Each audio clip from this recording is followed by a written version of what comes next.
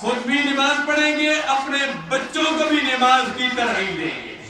اپنے جو متعلقین ہیں ان کو بھی نماز کی ترغیب دیں گے۔ یہی دعوت فکر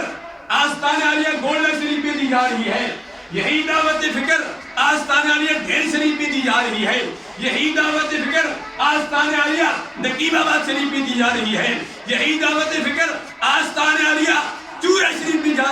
دی جا رہی ہے، اور یہی دعوت فکر 8 نومبر کو جامع حقانیہ ظاہر العلوم کو جمعے کے دن دی جائے گی، اور یہی دعوت فکر آپ کو آستان عالیہ چھپر شریف سے دی جا رہی ہے۔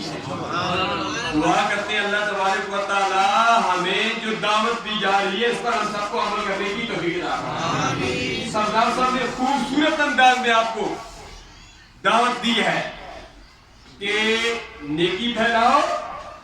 اور برائی سے لوگوں کو منع کرو۔